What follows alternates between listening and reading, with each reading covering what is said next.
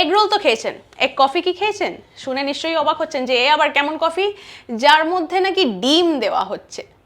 ঠিকই শুনেছেন, এই কফিটি বানাতে গিয়ে আপনার লাগবে ডিমের সাদা অংশটি, তার মধ্যে লাগবে কনডেন্স মিল্ক, বেশটি করে দুটিকে ফাটাতে হবে।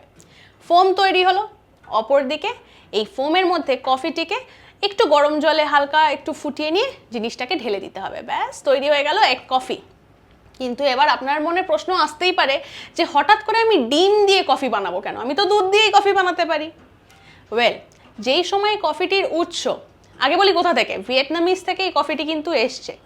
যেই সময় মনে করা হয় যে যেই সময় কফিটি এসছে সেটা হচ্ছে 1950-এর দশকে বা ফ্রেঞ্চ ইন্দো চায়না ওয়ার, সেই সময়। তো এবার যুদ্ধের পরিস্থিতি, অনেক সময় আমরা দেখেছি বেশ খাবারের ঘাটতি হয়, অনেক কিছু জিনিস পাওয়া যায় না, ঠিক সেই সময় কিন্তু দুধের ঘাটতি হয়েছিল।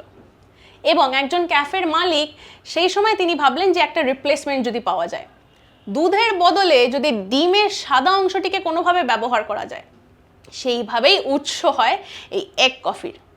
এইরকম নানা আপডেটসের জন্য চোখ রাখুন আজ তাক বাংলার ইউটিউব চ্যানেলে, সাবস্ক্রাইব করতে ভুলবেন না। আমরা রয়েছি হোয়াটসঅ্যাপে, তাই হোয়াটসঅ্যাপেও ফলো করতে ভুলবেন না। সঙ্গে রাখুন আজ তাক বাংলাকে।